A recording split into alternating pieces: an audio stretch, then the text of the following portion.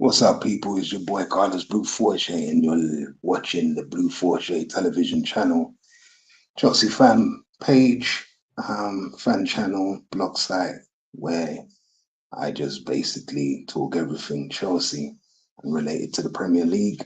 Um, as you will well know, it is match week 16 by the time this video comes out, but I'm still gonna preview the match week 15 and still do the recap on the games and the results as I didn't get a chance to. I myself was playing football myself, and I'll be playing again next week. So I've got this weekend to sort of catch up on everything. Um, in match week 15, as you know, we went to Bournemouth and we played them. It was 0-0. But still, I will still go through the game, how I would have predicted a 2-0 win for us. I'm not going to lie. And I would have probably mentioned the fact that maybe if we didn't win this game, that the Premier League challenge would sort of, in my opinion, would be over. We don't know yet because there were some results elsewhere that may or may not have changed that. But boy, coming into that game, we knew that Sanchez was going to start. Gusto was going to be on the right, Fofana and Chalaba in defence with Cucurella at left back. We knew Reece James was going to captain the side from the left central midfield with Fernandez from the right central midfield with Fernandez next to him in the left central midfield. We know that Garnacho was going to start with Cole Palmer coming back. He would have been in the 10, Pedro Neto on the right wing with Delac up front. Petrovic would have been in goal for Bournemouth with Smith at right back, Diakite and Senesi. I keep saying Sensini, but it's Senesi at centre back with Truff at left back. Damn, these names, man. Tavernier in the centre with Scott. Obviously, Semenyo on the left wing with Cliver in the 10, Jimenez on the right wing, and Ivan Nilsson up front. And yes, although Bournemouth are a strong side, strong defensively, strong holding in the midfield, and they're very strong up front. They've got a very good attacking formation there. Semenyo being like the main talisman there on the left wing.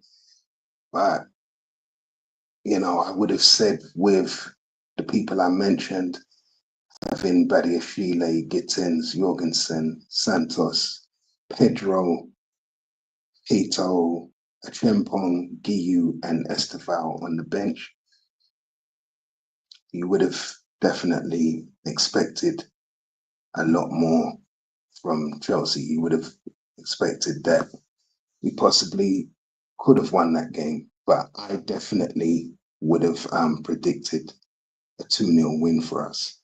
In regard to Arsenal leading up to Villa, I would have predicted Arsenal to win 2-0. Everton against Forest, I would have said would have been a draw, either 0-0 or 1-1, 2-2, whatever. Man City played Sunderland that week. I would have predicted a Man City win at 2-0, 3-0. Newcastle United lined up against Burnley that week. I would have predicted a Newcastle win.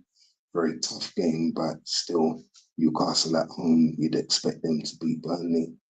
Tottenham playing Brentford, I would have predicted a very tough game. I would have gone with Tottenham to win that at least a 1 or 2-0. And Leeds and Liverpool, leading up to that game, I would have predicted Liverpool to win that game, even though they're playing away from home.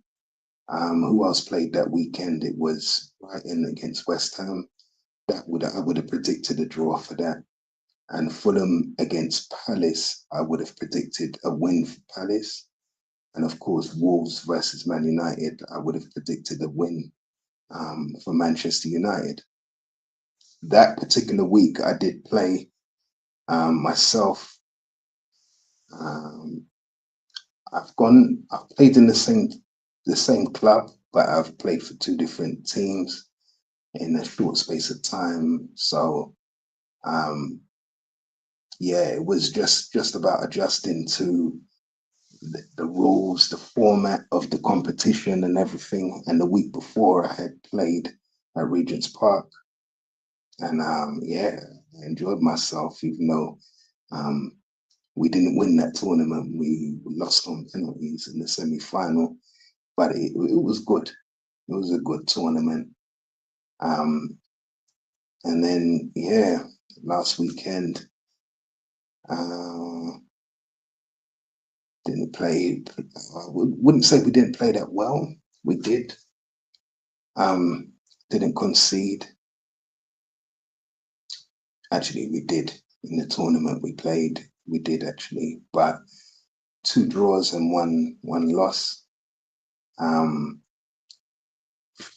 You just think, right, what's going on? So yeah, even me myself, I was played out of position as well, but it was just good.